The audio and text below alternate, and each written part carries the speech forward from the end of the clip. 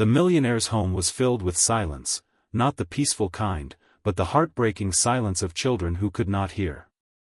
His twins, born deaf, were hidden away, treated like shadows in their own mansion.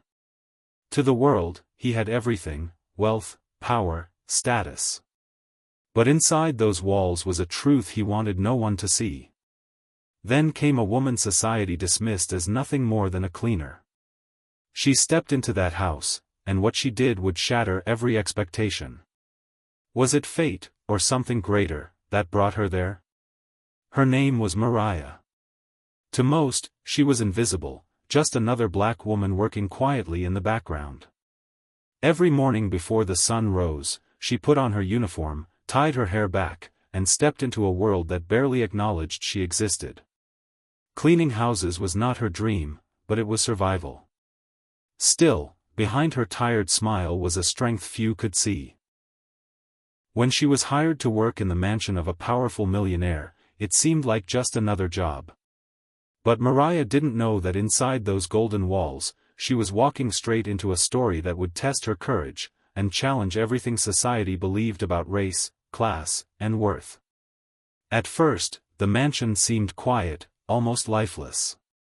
Mariah moved from room to room, dusting, scrubbing, polishing, her hands working, her mind elsewhere. But it didn't take long to notice the twins. They were beautiful children, no older than 6, yet their world was different. They did not speak, they did not laugh. They communicated with their eyes, with gestures, with silence that weighed heavy in the air. What shocked Mariah more wasn't their deafness, it was the way they were treated.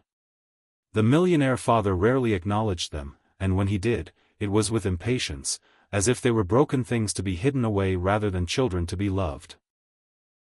The staff whispered when they thought no one was listening.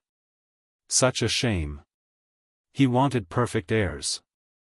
That's why he keeps them inside. To them, the children were a burden. To Mariah, they were simply children.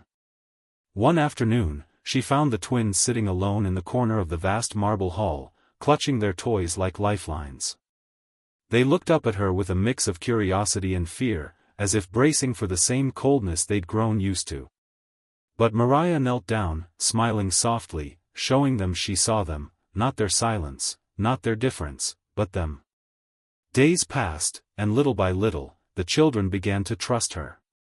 They reached for her hand, followed her with their eyes, even mimicked her movements. It was as though a spark of life had been waiting all along, waiting for someone to notice.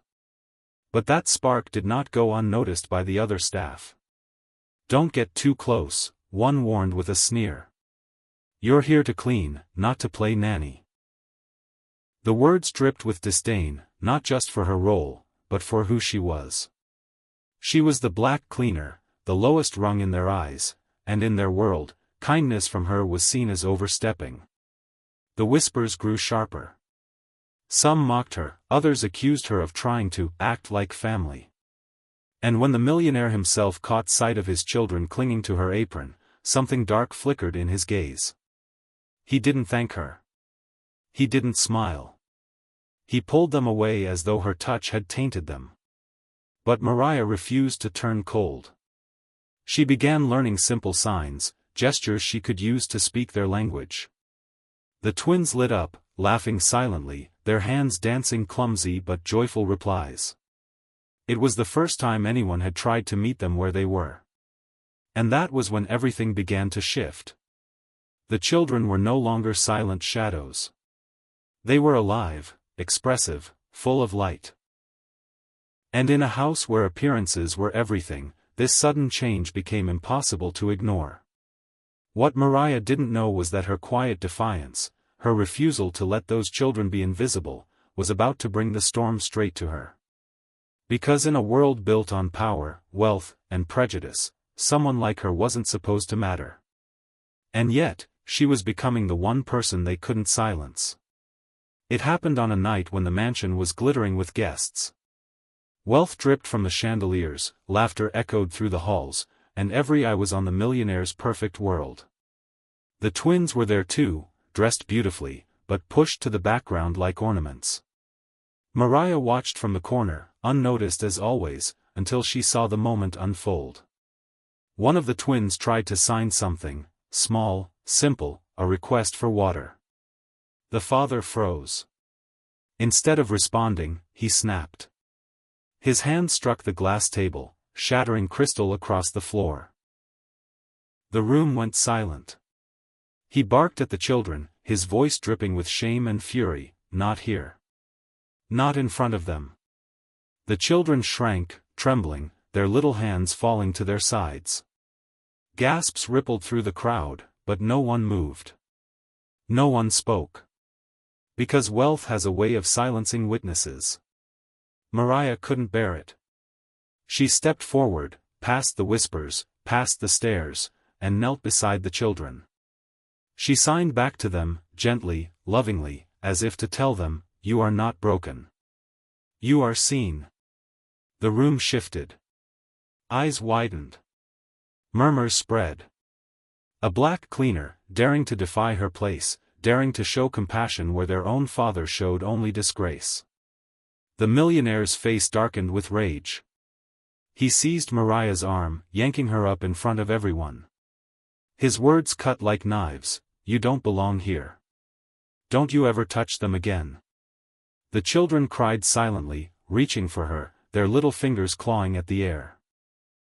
And in that moment, Mariah felt every ounce of weight pressing against her, not just the hand of a powerful man, but the centuries of prejudice, the walls of class, the cruel belief that some lives mattered less. But even as the room threatened to swallow her whole, she stood her ground. Her voice shook, but it carried, "If loving them is wrong, then maybe this whole house is built on lies." The silence after her words was deafening. And with that, the story could no longer be hidden. The party ended, but the memory of that night never did. The guests walked away in silence, pretending they hadn't seen the cruelty, pretending the shattered glass and the children's tears were just accidents best forgotten. But the twins remembered. They remembered the first time someone had looked at them without shame. They remembered Mariah's hands moving in signs that told them they mattered. Mariah lost her job that evening. Security escorted her out, as though compassion itself were a crime. Yet as she walked away from the mansion, she carried no regret. She had given those children something their wealth could never buy: dignity, a voice, a glimpse of love without condition. And that is where the impact truly lies. Because her defiance wasn't just about two children in a mansion, it was about every child, every worker, every person who has ever been told they are less than because of their race, their class, or their difference. The millionaire's anger may have silenced her in that house, but her courage echoed far beyond its walls.